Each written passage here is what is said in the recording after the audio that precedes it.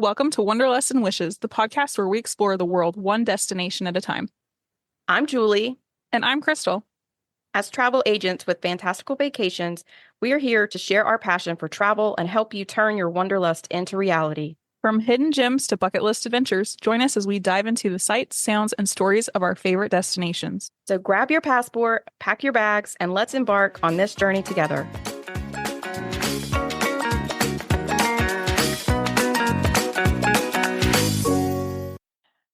Hi, everybody. Welcome to episode 88 of Wanderlust and Wishes. This week, we're going to talk about how to rope drop Islands of Adventure at Universal Orlando.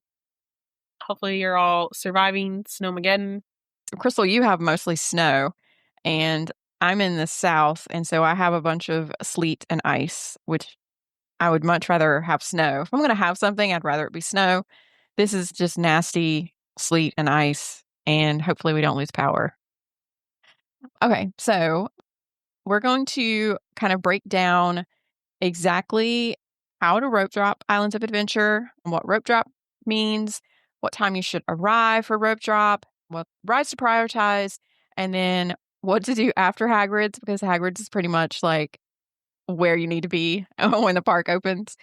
And then also, Krystle has some real world rope drop timeline from her most recent trip. And of course, we'll add in our little thoughts and comments on our experience as well as we go through this. So, what is rope drop? The term rope drop refers to the actual opening of the park, not the scheduled time listed on the calendar. Sometimes there is a literal rope. Sometimes it's just the earliest hours when lines haven't plateaued yet, or you can just walk onto major attractions. You can also use rope drop more generally to mean those first critical minutes, hours of the day. So, some important assumptions on park hours with Islands of Adventure. Islands of Adventure typically opens at 8 or 9 a.m.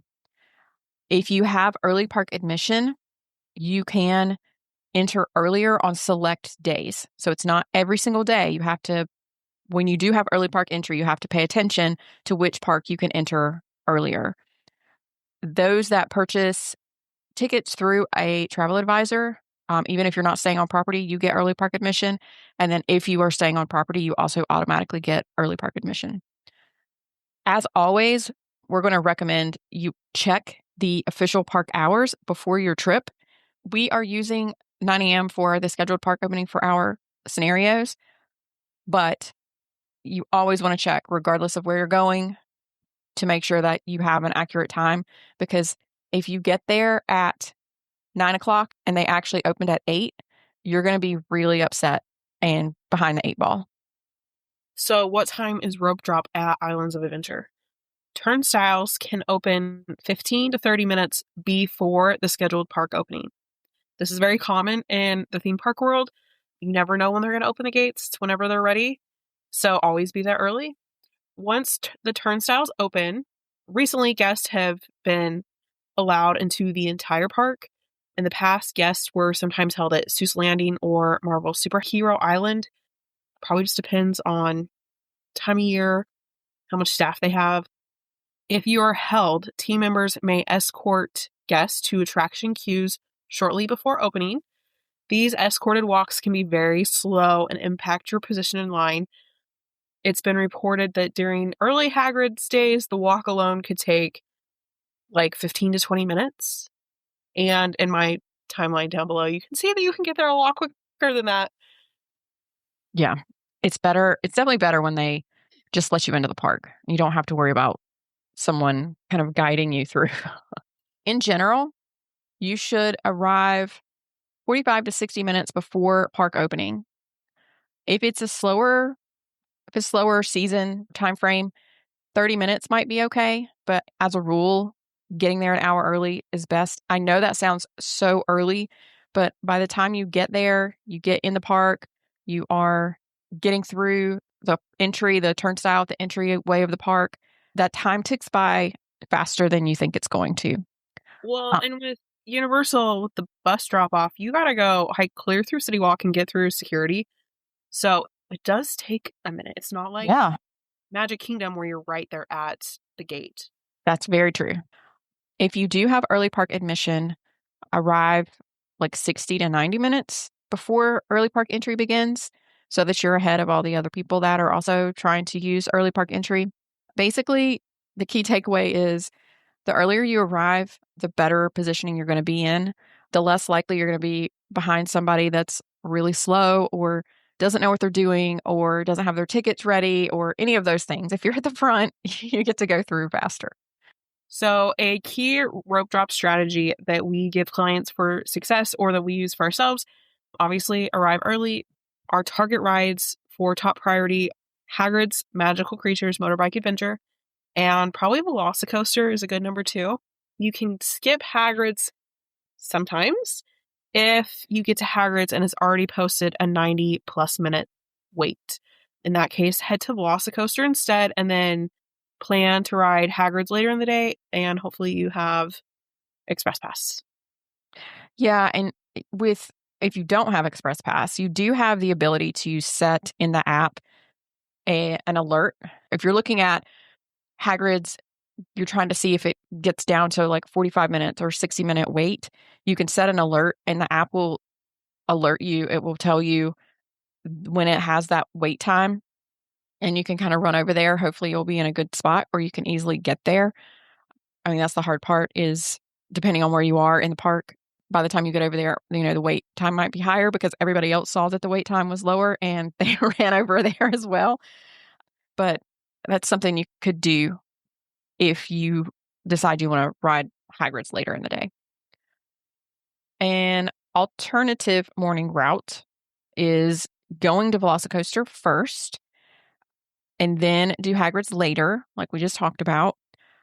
Also, you could do something that has a shorter wait, like Flight of the Hippogriff or Forbidden Journey.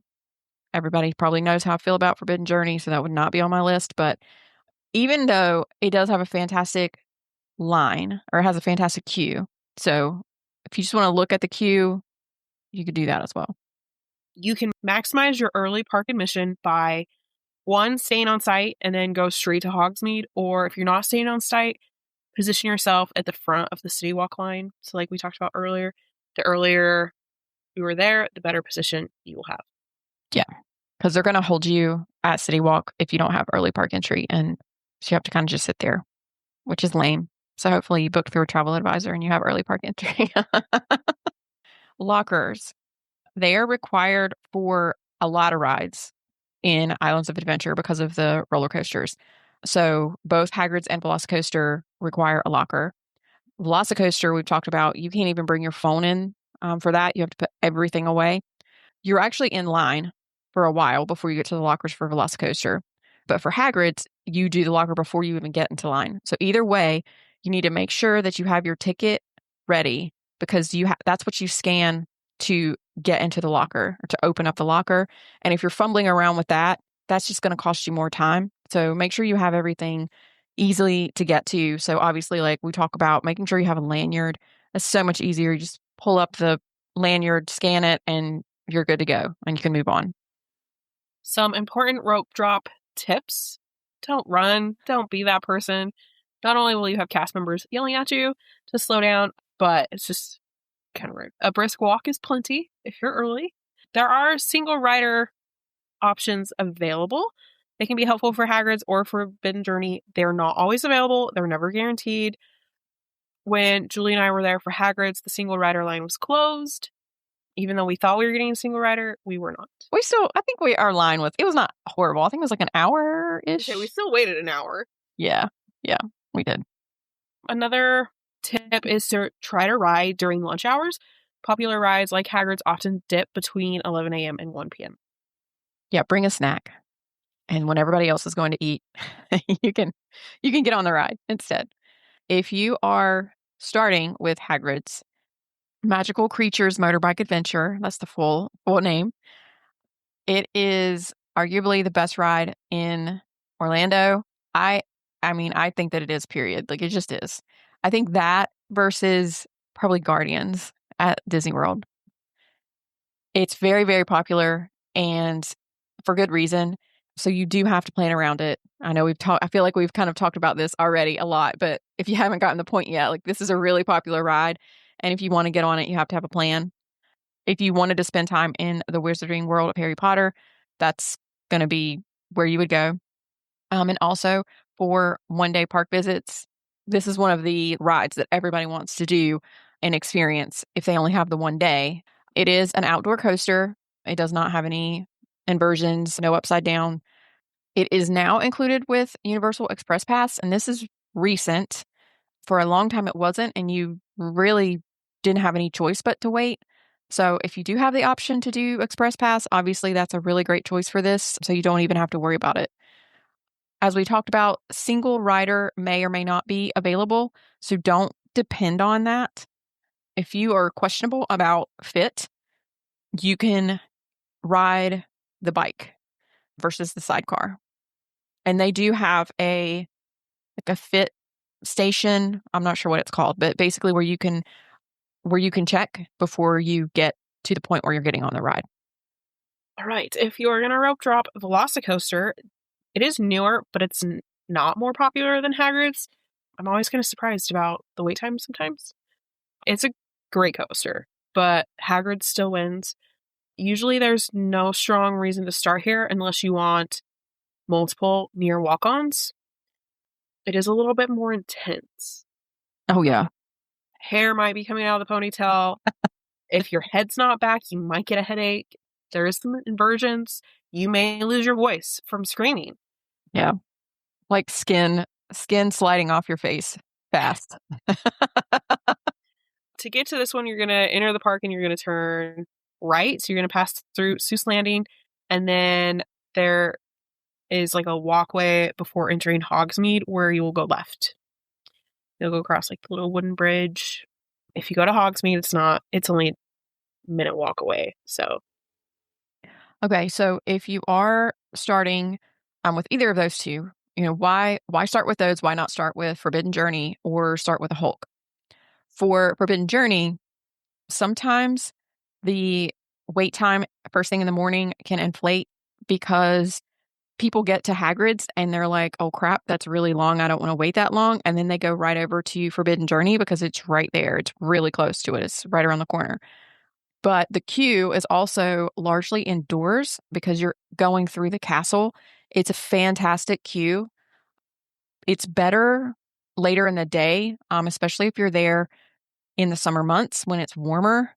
It's just a good spot to go when it's hot in the afternoon versus using that wait time in the morning. The Hulk, it used to be a backup for rope drop, but not really anymore. It's better to ride this after lunch. The peak wait times are between like 10 and 11 a.m. All right, before we jump into some more exact timelines, we need to talk about height requirements a little bit, because if someone in your group can't ride Hagrid's or VelociCoaster, your entire morning could look different. So height requirements can completely change strategy. So this is especially important for families with kids of mixed heights, groups using child swap. So we're not going to list all the rides and their heights, but here are some key height requirements that impact, and just to keep in mind. Incredible Hulk is 54 inches. VelociCoaster is 51 inches. Hagrid's and Dr. Doom's Fearfall are both 48. And Harry Potter and the Forbidden Journey and the Amazing Adventures of Spider-Man are 40 inches. So those of you that need to do child swap, that is available at all the major attractions listed. If only part of your group can do the ride, go ahead and rope drop the ride anyway, and then use child swap to maximize your morning. Child swap at Universal Orlando is a little bit different than what we talked about with Rider Switch at Walt Disney World. At Walt Disney World, you kind of tell them when you are getting into line, and they have it set up that way. With Universal Orlando, they actually have a room where you stand in the line, and then when it's time for you get to a certain point, the person that's going to sit with the child, you kind of go off into that room, And then when the first person rides and then they come back, you switch out and then other person gets back in line at the same spot so that you don't lose your spot in line. You basically hold your spot kind of in at that same spot where you were close enough to the ride. And it's fairly close to the ride where the rooms are located. I feel like it's a lot quicker than at Disney because Yeah. Disney, you like waste so much time. Like you come all the way out, then the swapper has to like go all the way back in, where it's like you're off the ride, you grab the kid, and the other person's already like loading. I agree. I guess maybe because of the timing of when the parks were built, Walt Disney World would have to really kind of redo some things if they were to build that in to their queues. And Universal was able to do that probably from the get-go and go ahead and plan for it. But I agree. I think that that's a much better setup.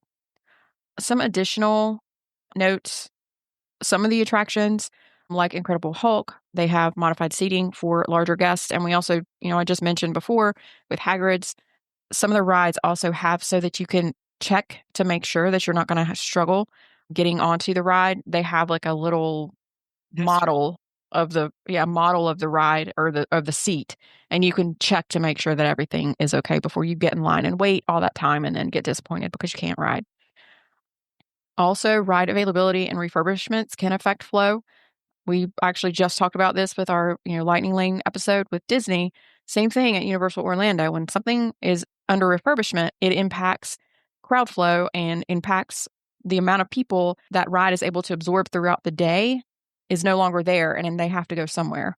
So, for example, Jurassic Park River Adventure, it is scheduled for extended maintenance into late 2026.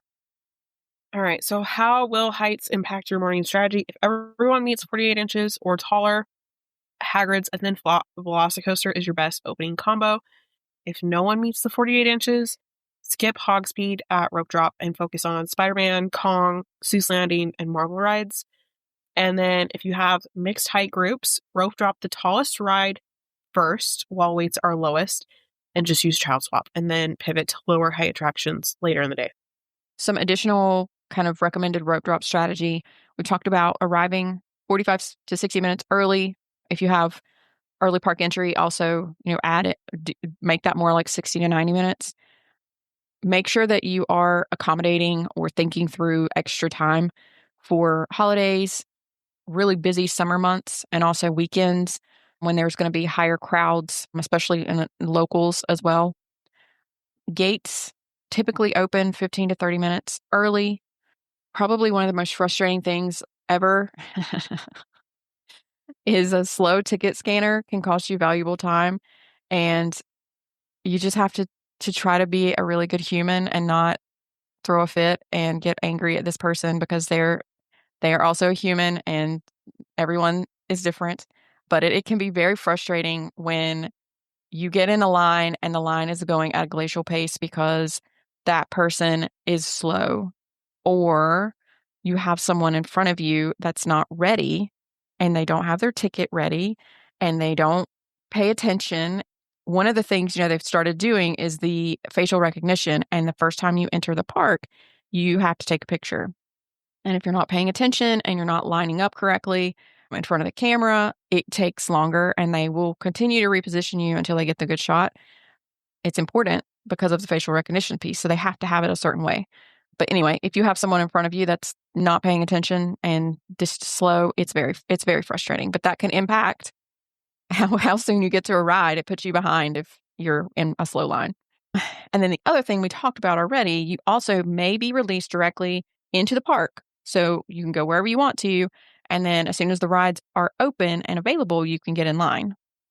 Sometimes they will corral you at certain points before opening, and they'll just you're stopped at a certain point in the park, and then they let you through once the park officially opens.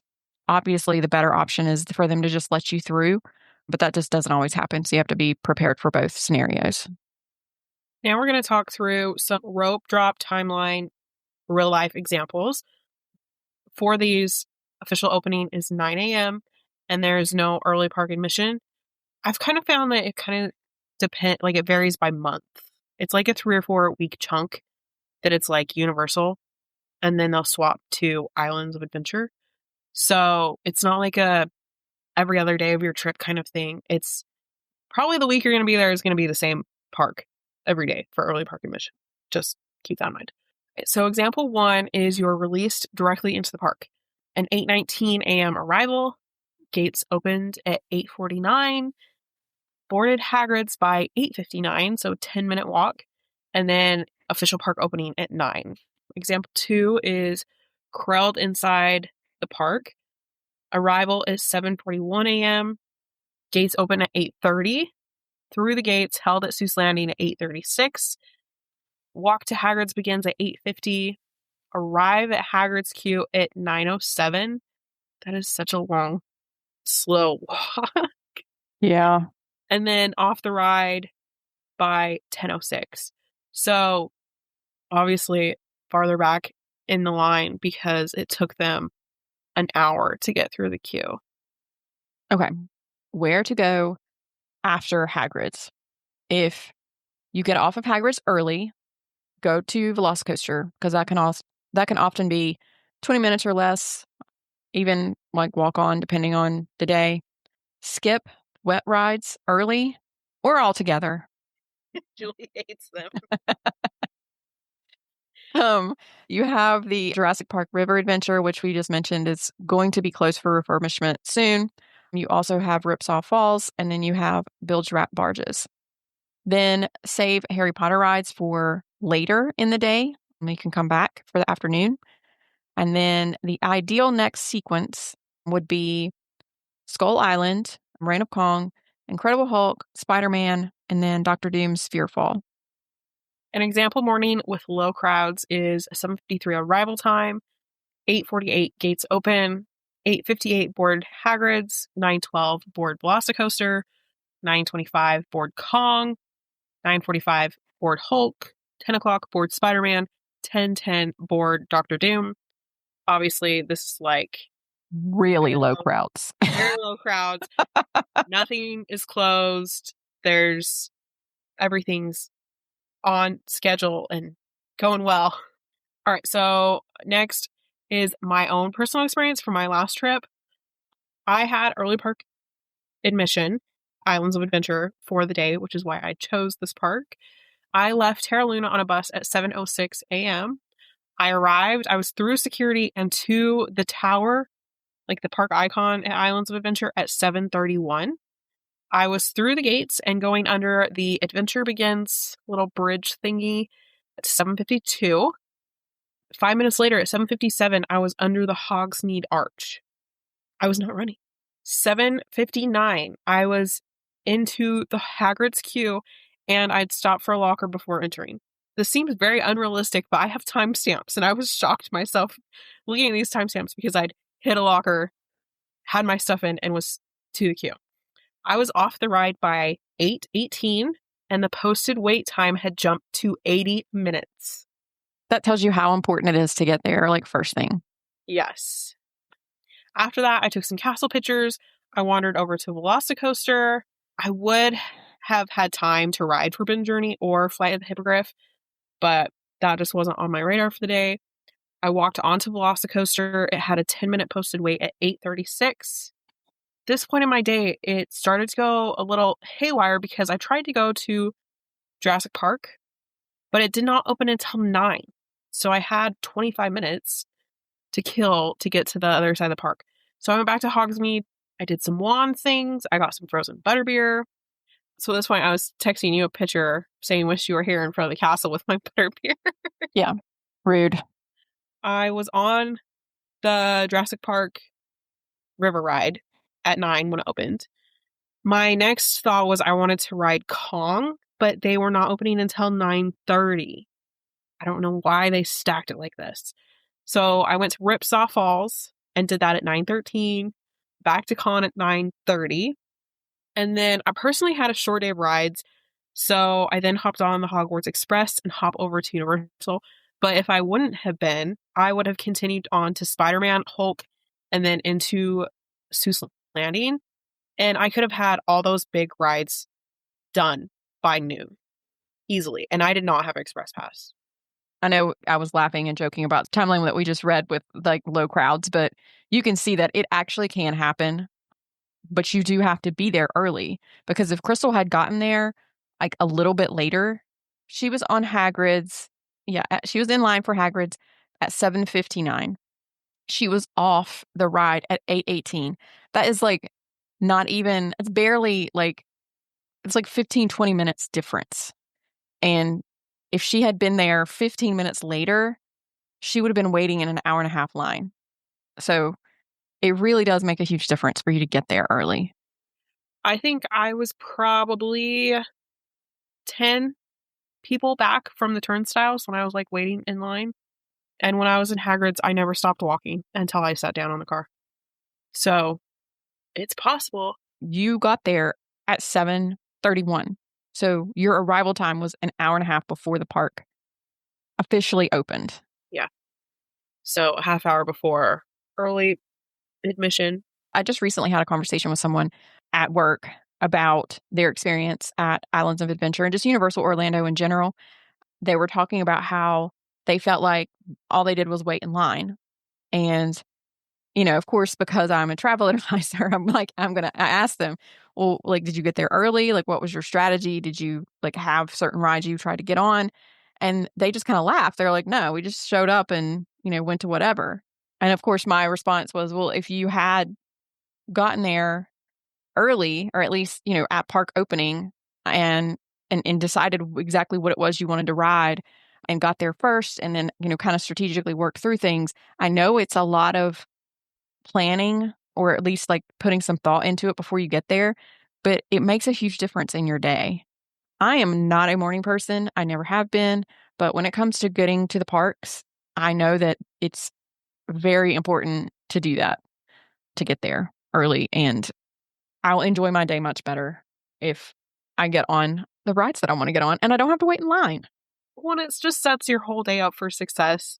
And I think the biggest mistake that we see people make is they show up right at 9 o'clock because the park says it's opening at 9 o'clock.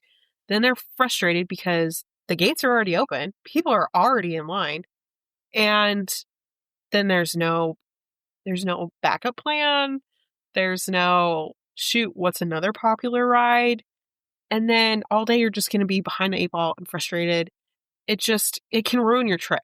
And we mentioned it earlier on, but while we're recording, we're basically both being clobbered by the winter storm that's coming through the eastern side of the United States. So any of our listeners that have been impacted, we hope that you are staying safe and warm, and that the impacts are mostly gone by the time this episode is posted on Wednesday.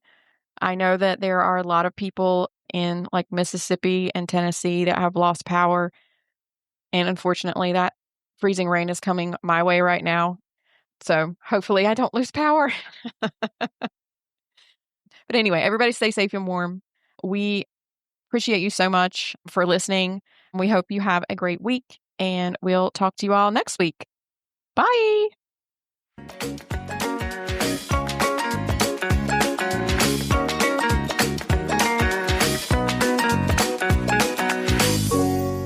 Thanks for tuning in to another episode of Wanderlust and Wishes. If you enjoyed today's episode, don't forget to subscribe and leave us a review on your favorite podcast platform. And remember, the world is full of wonders waiting to be explored. Until next time, happy travels. Bye for now.